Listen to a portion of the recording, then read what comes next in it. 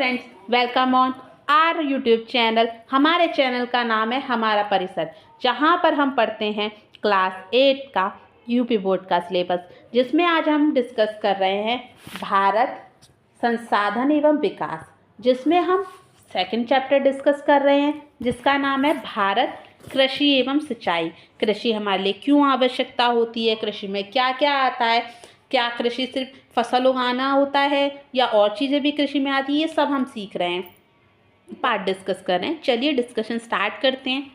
कुछ भी समझ में नहीं आएगा तो आप मुझे कमेंट बॉक्स में पूछ सकते हैं, कुछ पसंद आ रहा है वो भी मुझे आप बता सकते हैं, लाइक या डिसलाइक दोनों का दबा सकते हैं बटन। अगर पसंद आ रहा है, आपको लग रहा है मैं थोड़ी भी आपके लिए हेल्पफुल हूँ, तो प्लीज़ चैनल को लाइक कीजिए, शेयर कीजिए और सब्सक्राइब कीजिए। बाकी जुड़े रहिए मुझसे और आगे पढ़ते हैं। ठीक है बच्चा, चलिए। चावल की उपज। चावल तो मैक्सिमम लोगों को पसंद होगा, और जो लोग मेरे जैसे होंगे ना, जिसे चावल बहुत ज़्यादा पसंद है, तो बस उनके तो मज़े ही मज़े हैं जिस दिन चावल बन जाते हैं। हम रोटी नहीं खाते हैं उस दिन। चलिए शुरू करते हैं। कहाँ कहाँ चावल उगाया जाता है, सबसे पहले ये पढ़ लेते हैं, क्योंकि हमें ये पता होना चाहिए ना चावल कहाँ कहाँ उगाया जाता है। पश्चिम बंगाल, उत्तर प्रदेश, आंध्र प्रदेश, असम, बिहार, झारखंड, उड़ीसा, तमिलनाडु, हिमाचल प्रदेश, मेघालय, केरल, त्रिपुरा, मणिपुर, महाराष्ट्र, कर्नाटक, मध्य प्रदेश, छत्तीसगढ़, पंजाब। अब आप कहेंगे ये सारी जगहें तो याद करना बहुत मुश्किल होगी। थोड़ा सा तो होगा बेटा, कुछ चीज़ें तो आपको याद रखनी होगी। इसमें मैं समझा कुछ नहीं सकती ना कि आप ये कैसे याद करेंगे, ये तो आपको खुद याद, एक दो बार इसको आप देखेंगे, एक दो बार पढ़ेंगे ना, आपको सब समझ में आ जाएगा। एक बार फिर से बता देती हूँ। पश्चिम बंगाल, उत्तर प्रदेश में तो हम रहते ही हैं, यूपी बोर्ड का सिलेबस ही हम पढ़ रहे हैं। आंध्र प्रदेश, सारे नहीं लिखने को आएंगे कि आपसे बोलेंगे कि सबके सब लिख दो, पर मैक्सिमम आपको याद रखने हैं, मैक्सिमम लिखने हैं। अगर आप 5-6 भी लिखा है ना तो आपको टीचर मार्क्स देगा, ठीक है। झारखंड पर आप मार्क्स के लिए, मतलब मैं, मार्क्स इंपॉर्टेंट होते हैं पर नॉलेज उससे भी ज़्यादा इम्पॉर्टेंट होती है। झारखंड, उड़ीसा, तमिलनाडु, हिमाचल प्रदेश, मेघालय, केरल, त्रिपुरा, मणिपुर, महाराष्ट्र, कर्नाटक, मध्य प्रदेश, छत्तीसगढ़, पंजाब, ये मैक्सिमम इधर के ये नीचे की तरफ आते हैं। ये उड़ीसा, तमिलनाडु, केरल, त्रिपुरा, हम तो मिडिल में ही आ जाते हैं, लगभग थोड़ा ऊपर की तरफ, उत्तर की तरफ। चलिए मैं आपको एक चीज़ दिखाती हूँ, उससे शायद आपको समझने में आसानी होगी। पहले एक और चीज़ पढ़ लेते हैं, पहले हम ये पूरा पढ़ लेते हैं उसके बाद, ठीक है। चलिए, अब चावल के ये तो हमें पता चल गया कहाँ कहाँ उगाया जाता है, पर हमें ये भी तो पता होना चाहिए कि इसके लिए दशाएं कैसी आवश्यक होती हैं। उससे भी हमें याद रखने में आसानी होगी कि हाँ वहाँ तो ऐसा इन्वायरमेंट होता है, तो हमें याद रहेगा। कैसा इन्वायरमेंट चाहिए? अधिक गर्मी, अधिक पानी। आपने देखा होगा, शायद पिक्चरों में देखा होगा, धान उगाया जाता है ना, पानी में खड़े रहते हैं, या आपने आसपास जहाँ चावल उगता है वहाँ देखा होगा, आधे आधा पानी होता है, उसमें पौध लगाई जाती है। उपजाऊ मिट्टी होनी चाहिए तभी तो उपजेगी, और कैसा? चिकनी मिट्टी होनी चाहिए। उपजाऊ और कैसी मिट्टी होनी चाहिए? चिकनी मिट्टी होनी चाहिए। तो चावल के लिए कैसा एनवायरनमेंट चाहिए? पहले तो गर्मी वाला होना चाहिए, दूसरा अधिक पानी होना चाहिए, उपजाऊ और कैसी मिट्टी होनी चाहिए? चिकनी मिट्टी। उत्तर प्रदेश में होता है, पंजाब में होता है, केरल, त्रिपुरा, मणिपुर, महाराष्ट्र, मध्य प्रदेश, छत्तीसगढ़, पंजाब। ऐसे कुछ याद रख लीजिए, जैसे मैंने अभी आपको बताया है ना, इसी तरीके से। चलिए, भारत विश्व का लगभग 22% चावल का उत्पादन करता है। देखिए, विश्व में 22% बहुत बड़ी बात होती है, आपके लिए छोटा लग रहा होगा, पर 22% चावल भारत उगाता है। तो देखिए कितना मेहनत करते हैं हमारे यहाँ के किसान। चीन के बाद भारत विश्व में चावल उत्पादन में दूसरा स्थान रखता है। चीन फर्स्ट रखता है, हम कौन से सेकंड स्थान पर हैं चावल उत्पादन में विश्व में। समय, भारत में 7,500 वर्ष से अधिक समय पहले से, मतलब ये समय अवधि दी गई है कि हम चावल को लगभग कब से उगा रहे हैं। हमें चावल उगाते हुए लगभग 7,500, हजार में बात हो रही है, 7.5 साल की बात नहीं हो, हजार आपके पुरखों के पुरखे, 1000 वर्षों, 7,500 वर्षों पहले से हम उगा रहे हैं। उससे भी ज़्यादा समय हो गया, ये तो रिकॉर्ड किया गया इतिहास है। वो इतिहास, वो समय, वो टाइम कुछ चीज़ें तो रिकॉर्डेड ही नहीं है ना, तो ये वो अनरिकॉर्डेड भी होगा, उससे पहले से उगा रहे होंगे। पर 7,500 वर्ष का तो हम सबको याद है कि हाँ इतने साल से तो हम उगा ही रहे हैं, और वो भी लगभग की बात की जाती है, कोई कंफर्म नहीं बता पाता कि हाँ 7,500 वर्ष। ठीक है फ्रेंड्स, चलिए अब इसमें ना आपकी वो दी जाती है, एक मानचित्र दिया है आपकी किताब में, तो मानचित्र पर आपको लगाना है कि कहाँ कहाँ पे फसलें उगाई जा रही हैं। ठीक है फ्रेंड्स, तो मैंने किताब वाला मानचित्र तो नहीं लगाया है, पर मैंने एक मानचित्र लगाया है, चलिए उसमें करते हैं। लगाया है तो इसमें मैं कोशिश करती हूँ आपको झूम वूम करके कि सिखा सकूँ। तो सबसे पहले मैं आपको ना जो हमारा उत्तर प्रदेश वगैरह है वो वाले हिस्से दिखाती हूँ, कहाँ कहाँ होती है खेती। देखिए अब आपको दिखाई पड़ रहा होगा, ये देखिए उत्तर प्रदेश में चावल होता है। कहाँ होता है? उत्तर प्रदेश में होता है, आंध्र प्रदेश में होता है। अब मैं आपको एक और चीज़ दिखाती हूँ, देखिए, रुकिएगा, ठीक है। ये गया। उड़ीसा था कि नहीं था? था। उत्तर प्रदेश से देखिए दूरी, पर यही तो ब्यूटी है। इन्वायरमेंट ऐसा प्राप्त होता है कि हमारे आसपास चीज़ें हो पाती हैं।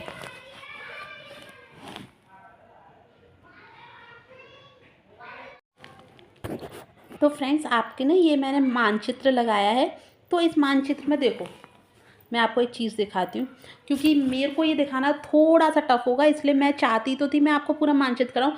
अब मैं इस क्लास के लास्ट में, मतलब जब मैं आपको ये पूरा चैप्टर डिस्कस कर लूँगी तो पूरा मानचित्र एक बार डिटेल में दिखाऊंगी कि कहाँ पे कौन सी चीज़ है, तो उससे आपको लगाना, क्योंकि आपके में ये है कि चावल कहाँ उत्पादित होते हैं, उसको ऐसे सर्कल करिए, जैसे आपको पता होना चाहिए। ये पता इसलिए नहीं है सिर्फ कि आपको इससे एक तो याद रहेंगी कि कौन कौन, इससे एक तो आपको याद रहेंगी कौन कौन सी जगहें हैं, ऊपर से आपको मानचित्र देखना आएगा।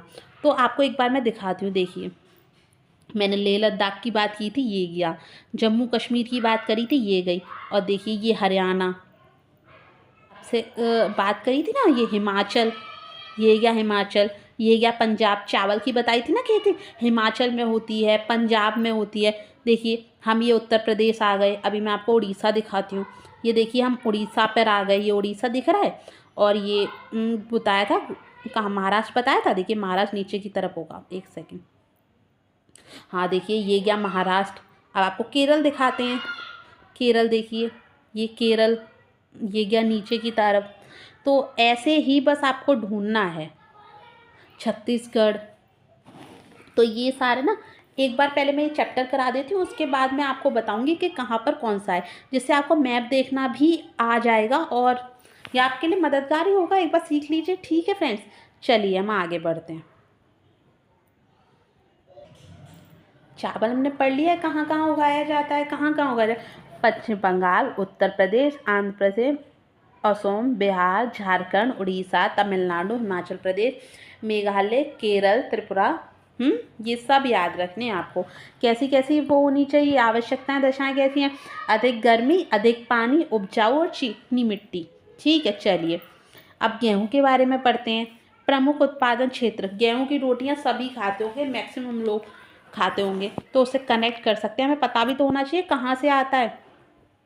उत्तर प्रदेश, उत्तर प्रदेश में गेहूं और चावल दोनों होता है। पंजाब में भी गेहूं और चावल दोनों होता है। मध्य प्रदेश, क्या मैंने उसमें बताया था आपको? बताइए कोई। मध्य प्रदेश मैंने नहीं बताया था आपको कि बताया था? बताइए। बताया था बच्चों, ऐसे शैतानी नहीं चलेगी, याद रखना है सब कुछ आप लोगों को। उत्तर प्रदेश, पंजाब, मध्य प्रदेश, गेहूं भी होता है या चावल भी होता है। हरियाणा में गेहूं काफ़ी होता है। और हरियाणा कहाँ पे है? उत्तर प्रदेश के पास में ही है हरियाणा। उत्तराखंड और हरियाणा लगभग आपको पास पास में मिलेंगे मैप में। मैं आपको दिखाऊंगी, मैं आप चिंता मत करिए। राजस्थान, राजस्थान कहाँ दिखाऊंगी, आप चिंता ना करें, उत्तर प्रदेश से भी जुड़ा हुआ है राजस्थान की, मतलब सीमाएं मिलती हैं। महाराष्ट्र, तो ये इन सब में मैक्सिमम राजस्थान का नहीं था, बाकी उत्तर प्रदेश, पंजाब, मध्य प्रदेश, महाराष्ट्र, यहाँ तो चावल की खेती भी होती है। ठीक है फ्रेंड्स, बस ऐसे जोड़ते हुए पढ़ना है, कुछ रट्टाफिकेशन नहीं है, बस याद रखने की ज़रूरत है। अब इनके लिए आवश्यक दशाएं पढ़ लेते हैं। आवश्यक दशाएं कौन सी हैं? दोमट मिट्टी होनी चाहिए, सामान्य वर्षा होनी चाहिए। उनके लिए क्या था, वर्षा ज़्यादा नहीं लेकिन पानी अधिक होना चाहिए, ठीक है। इसलिए सिंचाई की आवश्यकता होती है। पकते समय गर्मी चाहिए, मतलब जब इन्हें पक रही हों तब कौन सी दशा चाहिए, गर्मी चाहिए। इसलिए इन्हें कब उगाया जाता है, गर्मियों में तो उगाया जाता है गेहूं को। आपने पढ़ी तो थी, आप भूल गए क्या, ज़ैद की फसलें।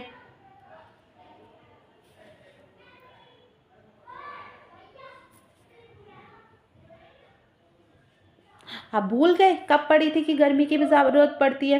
कौन सी फसलें थी जिनको जाड़े में के प्रारंभ में उगाते हैं और गर्मी प्रारंभ में उन्हें काटते हैं। अब इसमें देखिए क्या लिखा था, सिंचाई की आवश्यकता होती है पकते समय गर्मी की, मतलब जब वो उग चुकी होती है, प्रॉपर तैयार होती है, बस पकने के लिए किसकी ज़रूरत होती है, गर्मी की। तो ये कौन सी फसलें हैं, ये रबी की फसलें हैं। कौन सी फसल है ये, रबी की फसल है। बस बेटा ऐसे जोड़ते हुए पढ़ना है, भूल मत जाना, ठीक है, पक्के से मार पड़ेगी वरना। ठीक है, चलिए आगे पढ़ते हैं। विश्व के गेहूं उत्पादन देशों में भारत का चीन के बाद दूसरा स्थान। जब चावल उग रहे थे, चावल में भी कौन सा स्थान था, हमारा दूसरा।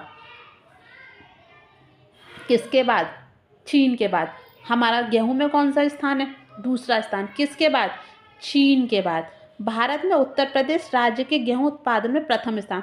और हमारे उत्तर प्रदेश का कौन सा स्थान है, मतलब ये राज्यों में, भारत की बात हो रही है, भारत में राज्यों में कौन सा है सर्वश्रेष्ठ, उत्तर प्रदेश। उत्तर प्रदेश में सबसे ज़्यादा गेहूं उगाए जाते हैं, यहाँ सबसे ज़्यादा रोटियां खाई जाती हैं। क्योंकि आप केरल वगैरह की तरफ चले जाएंगे ना, दक्षिण की तरफ, वहाँ चावल ज़्यादा देखेंगे। Dosa, idli, south Indian food होता है, आप उसमें देखेंगे मैक्सिमम चावल का प्रयोग ज़्यादा होता है, दालों का प्रयोग ज़्यादा होता है। क्योंकि वो, एक और बात समझाऊंगी बेटा इसमें मैं, मतलब ये से रिलेटेड नहीं है, मैक्सिमम आप देखेंगे जो फसल जहाँ ज़्यादा उगाई जाती है वो फसल वहाँ ज़्यादा खाई जाती है।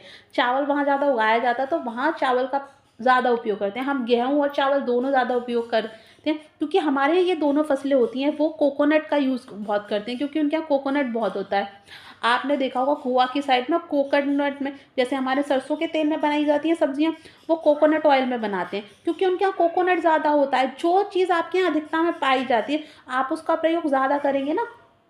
अब हम यहाँ रहते हैं यूपी में, हमारे सरसों का तेल ज़्यादा होता है तो हमें सरसों का तेल ज़्यादा खाना चाहिए क्योंकि हमारी बॉडी उसे ज़्यादा अच्छे से डाइजेस्ट कर पाएगी। क्योंकि वो हमारे यहाँ हो रहा है, हम उससे रूबरू हैं, हमारी बॉडी उसके हिसाब से रेसिस्ट करती है। तो हम वो ज़्यादा खाएंगे ना तो वो हमारी बॉडी ज़्यादा अच्छे से डाइजेस्ट कर सकती है। हो सकता है जो लोग ये खाते हो नारियल का तेल, उनको सरसों का तेल ना डाइजेस्ट होता हो। वैसे ही हम नारियल के तेल में बनी हुई सब्जियां खाएं, शायद हमें ना पसंद आए, शायद हमसे ना डाइजेस्ट हो। जो चीज़ जहाँ ज़्यादा बनती है उसका प्रयोग वहाँ के लोग ज़्यादा करते हैं, बस ये चीज़ याद रखिएगा। अब केरल में चावल होते हैं तो वहाँ पर डोसा वगैरह चीज़ें ज़्यादा खाई जाती हैं। बेंगलोर साइड चले जाइए आप, ठीक है फ्रेंड्स। चलिए अब नेक्स्ट दाल पढ़ते हैं। प्रमुख उत्पादन क्षेत्र मध्य प्रदेश। मध्य प्रदेश चावल में भी था, गेहूं में भी था और अब किस में, दाल में भी। ऐसे कनेक्ट करते हुए पढ़ना है। राजस्थान, गेहूं भी उपज रहा था ना, राजस्थान में उपज रहा था या नहीं उपज रहा था, कोई मुझे बताएगा। हो रहा था बेटा, गेहूं हो रहा था। महाराष्ट्र चावल में, गेहूं में और अब दाल में। कर्नाटक चावल में, गेहूं में, सॉरी चावल में था और दाल में है। उत्तर प्रदेश दाल चावल गेहूं। आंध्र प्रदेश किस में था, आंध्र प्रदेश हमारा चावल में था और अब दाल में। ऐसे कनेक्ट करते हुए पढ़ोगे तो आपको क्या रटना पड़ेगा बेटा, इसमें आधी चीज़ें तो को कनेक्टेड ही हो रही हैं, कुछ नहीं रटना पड़ेगा, बस समझते हुए कनेक्ट करते हुए चढ़िए। एक बार और रिवाइज करा दें क्या, अच्छा रहेगा। चलिए एक बार और रिवाइज कर लेते हैं। दाल प्रमुख उत्पादक क्षेत्र मध्य प्रदेश, राजस्थान, महाराष्ट्र, कर्नाटक, उत्तर प्रदेश, आंध्र प्रदेश। चलिए इसके लिए सिचुएशन कैसी आवश्यक है वो पढ़ते हैं। आवश्यक दशाएं, प्रत्येक प्रकार की मिट्टी में अच्छी होती है, मतलब हर मिट्टी में हो जाती हैं, इसमें हर प्रकार की मिट्टी चल जाएगी, अच्छी होती है। समान वर्षा और कम मेहनत की आवश्यकता, उसमें समान वर्षा होनी चाहिए, मतलब ऐसे बहुत तेज बारिश हो रही है तो वो नहीं चाहिए, ठीक है। ये अन्य फसलों की मिट्टी को अधिक उपजाऊ बनाती है, ये जिन, तभी तो कह रहे हैं हर प्रकार की मिट्टी चल जाती है। दालों उल्टा जो और फसलों की मिट्टी होती है उसे उपजाऊ बना रही है। तो एक बार दाल उगाओगे, जैसे फसलें भी पता है कैसी करनी चाहिए, मॉडरेट तरीके से करनी चाहिए। ऐसा नहीं अगर आपने चावल उगाया है तो पूरी साल चावल करें, पूरी साल दाल करें। अभी चावल उगाया है फिर दाल कर लो, फिर सरसों कर लो, इस तरीके से गेहूं कर लो, फिर आलू कर लो, इस तरीके से उगाना चाहिए। जो आपकी जो भूमि होती है ना वो उपजाऊ बनी रहती है, क्योंकि जो न्यूट्रिशन चाहिए होते हैं, अगर एक चावल को एक न्यूट्रिशन चाहिए, वो उसी को लेता जाएगा, फिर भूमि उससे तो बंजर हो जाएगी ना। इसीलिए लिमिटेड, हर चीज़ लय में बनी रहनी चाहिए। ठीक है फ्रेंड्स, चलिए आगे करते हैं। प्रमुख दलहनी, अरहर, मटर। दलहनी फसलें मैंने दालों की फसलें। अरहर, मटर, चना, मूंग तथा खेसारी आदि प्रमुख दलहनी फसलें हैं। क्रियाकलाप ये आपको करना है। भारत के रिक्त मानचित्र पर दाल उत्पादक के राज्यों को छायांकित कीजिए। जो मैंने आपको बताया ना कि आपके में ये है कि आपको टीचर करवाएगी स्कूल में, पर मैं भी कोशिश करूँगी कि मैं आपको पूरा मानचित्र एक बार समझा सकूँ। तो इसके लिए मैं एक 5 मिनट या 10 मिनट की ना वीडियो अलग से बना दूँगी, कि जिसमें मैं सिर्फ मानचित्र ना आपको कलर्ड मानचित्र लेकर आऊँगी और ये एक ब्लैंक मानचित्र लेकर आऊँगी, तो जिससे कि मैं आपको मानचित्र अच्छे से समझा पाऊँ, क्योंकि ये आपका है क्रियाकलाप में। तो आज या कल इन 1-2 दिन में मैं ये वीडियो बना के डाल दूँगी, जिससे आपको समझ में आए कि मानचित्र है कैसा, जिससे कि आपके जब एग्ज़ाम में आए आपको समझ में आए। ठीक है, चलिए हम आगे करते हैं। क्षेत्र उत्तर प्रदेश, महाराष्ट्र, कर्नाटक, तमिलनाडु, पंजाब, हरियाणा। कौन कौन से? उत्तर प्रदेश, महाराष्ट्र, कर्नाटक, तमिलनाडु, पंजाब, हरियाणा।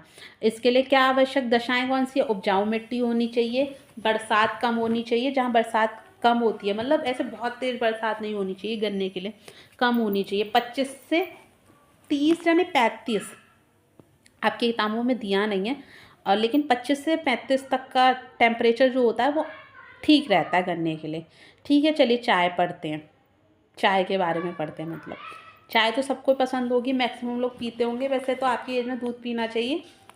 प्रमुख उत्पादक क्षेत्र: आसाम, पश्चिम बंगाल, मेघालय, अरुणाचल प्रदेश, उत्तराखंड, हिमाचल प्रदेश, तमिलनाडु, केरल के पहाड़ी ढाल।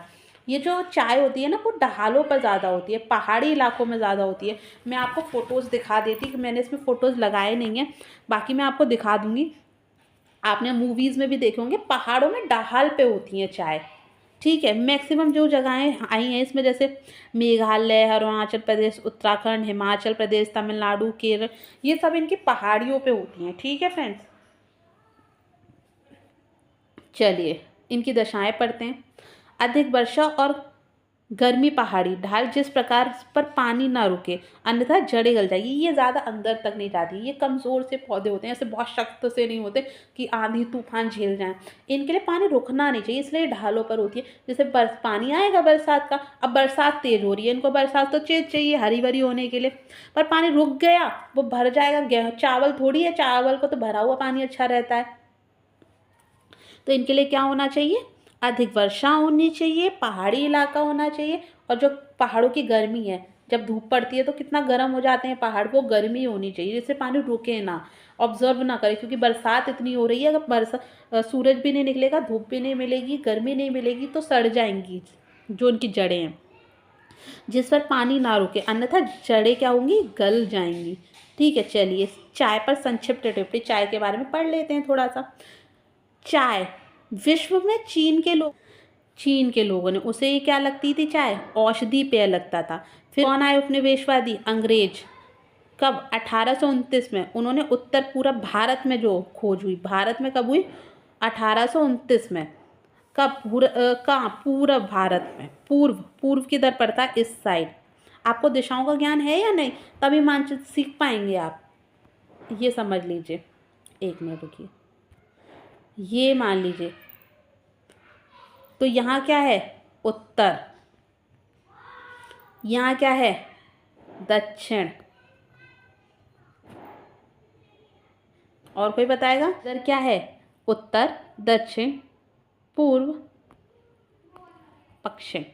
ठीक है, तो ये है हमारी दिशाएं, इन दिशाओं को याद रखना है। ठीक है बच्चा, अगर आपको मानचित्र करना है तो आपको ये ज्ञान होना चाहिए। सूरज किस तरह से निकलता है, ये क्वेश्चन है आपके लिए, आप मुझे कमेंट बॉक्स में बताएंगे। और किसी ने गलत बताया, बेटा बहुत मार पड़ने वाली है।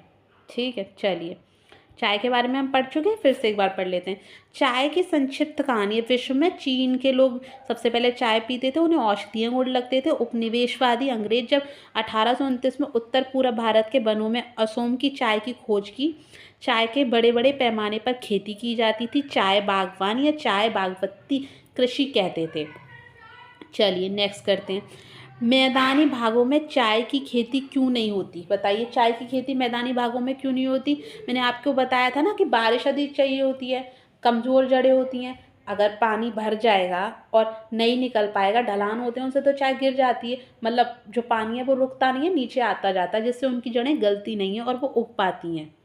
ठीक है, आपको आपका जवाब मिल गया होगा, बाकी आप खुद भी डिस्कस करेंगे और मुझे बताएंगे। चलिए कपास पढ़ते हैं। प्रमुख उत्पादक क्षेत्र महाराष्ट्र, गुजरात, मध्य प्रदेश, पंजाब, तमिलनाडु, उत्तर प्रदेश, पश्चिम बंगाल, कर्नाटक, आंध्र प्रदेश, हरियाणा। एक बार और बता देते हैं, हम आपको बहुत जल्दी जल्दी बता दें ना। महाराष्ट्र में होता है, गुजरात में होता है, मध्य प्रदेश में होता है। ये तो लगभग कॉमन से हैं जो अभी तक हमने सारी चीज़ें पढ़ी हैं। उनमें पंजाब, तमिलनाडु, उत्तर प्रदेश, बस उत्तर प्रदेश में क्या नहीं होता था, चाय पत्ती नहीं होती थी, बाकी सारी चीज़ें होती थी ना जो अभी तक हमने पढ़ी है। पश्चिम बंगाल, आंध्र प्रदेश, कर्नाटक, हरियाणा। इनके लिए दशाएं कैसी चाहिए होती हैं वो समझ लेते हैं। आवश्यक दशाएं: काली मिट्टी, गर्म व नम जलवायु, 100 सेंटीमीटर वर्षा अथवा सिंचाई की उचित प्रबंधन, उपजाऊ मिट्टी। इनके लिए पानी बहुत आवश्यक होता है।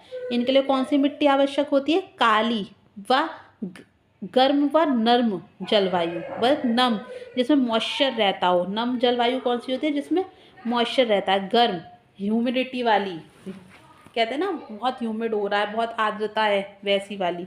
नम, गर्म और नम जलवायु, 100 सेंटीमीटर वर्षा अथवा सिंचाई की उसी प्रबंधन होना चाहिए, उपजाऊ मिट्टी होनी चाहिए। ठीक है फ्रेंड्स, चलिए कपास हमने पढ़ लिया। अब जूट पढ़ते हैं। जूट में क्या क्या चाहिए? जूट प्रमुख उत्पादक क्षेत्र असम, पश्चिम बंगाल, मेघालय, बिहार, उत्तर प्रदेश, उड़ीसा। आवश्यक दशाएं: अधिक वर्षा, गर्म व नम जलवायु। अधिक वर्षा होनी चाहिए जूट के लिए और गर्म और नम जलवायु होनी चाहिए, सेम होनी चाहिए कपास के लिए। ठीक है, चलिए कपास किस काम आती है? कपास के काम क्या बनाते हैं कपास से? जूट से क्या बनाते हैं ये आप मुझे कमेंट बॉक्स में बताएंगे। और आपको ये आपका होमवर्क है, 2-3 चीज़ें जो मैंने आपको दी है वो सब आपका होमवर्क है, आपको खुद करनी है। और आपको नहीं आए तो आप मुझे बताइएगा, मैं आपको बताऊंगी। ठीक है फ्रेंड्स, चलिए कुछ चीज़ें और पढ़ लेते हैं। राष्ट्रीय आय। राष्ट्रीय आय किसी राष्ट्र में एक वर्ष के दौरान उत्पादित वस्तुएं व सेवाओं को सकल, मतलब पूरा, कुल, जोड़ यानी टोटल मूल्य होती हैं जो किसी देश के विकास स्तर को बताती हैं कि आपके देश की जीडीपी क्या है, जो आपके देश के विकास स्तर क्या है, कि मतलब आपके देश में जो राष्ट्रीय आय है, किस राष्ट्रीय आय कैसे बनेगी?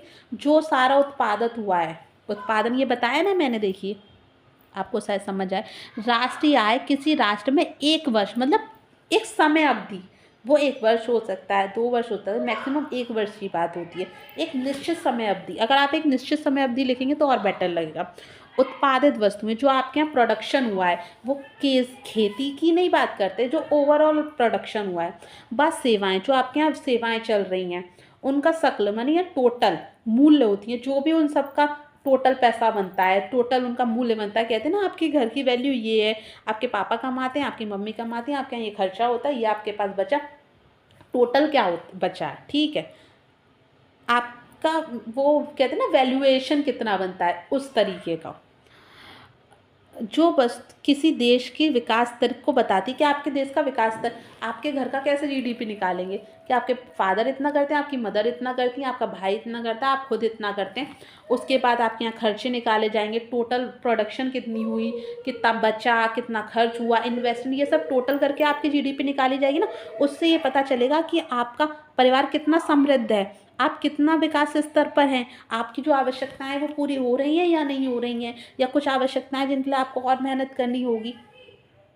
ठीक है, नकदी फसलें, जो फसल बेचने के लिए उगाई जाती हैं, जिससे धन प्राप्त होता है, जिनका प्रयोग कृषक स्वयं नहीं करता, उन्हें क्या कहते हैं? नकदी फसलें करते। ठीक है फ्रेंड्स, नकदी फसलें, जो फसल बेचने के लिए उगाई जाती है, जिसका धन प्राप्त होता है, जिसका प्रयोग कृषक स्वयं नहीं करता। आपने व्यापारिक फसलें भी पढ़ी थी ना, फर्स्ट पार्ट जब हम इसका डिस्कस कर रहे थे कि जिसको बेचकर कृषक जो पैसे कमाता है, जिनको बाजार में बेचता है, तो नकदी फसलें और व्यापारिक फसलें सेम होती हैं। उसमें भी तो वो जो फसल उगाई है उसका प्रयोग खुद नहीं कर रहा, जो एक्स्ट्रा फसल होती है उसे बेच देता है स्वयं। इसमें वो अपने लिए प्रोडक्शन नहीं कर रहा, खुद के लिए नहीं उगा रहा, वो बेचने के लिए उगा रहा है जिससे उसे पैसा मिले और वो अपनी अन्य आवश्यकताएं भी पूरी कर पाए। ठीक है फ्रेंड्स, आज के लिए इतना रखते हैं, फिर कल मिलते हैं। कल हम मैक्सिमम कोशिश करेंगे ये चैप्टर ख़त्म कर दें। बाकी के लिए पढ़ते रहिए, खुश रहिए, समय की कीमत रखिए, समय आपकी कीमत रखेगा। Okay friends, bye bye.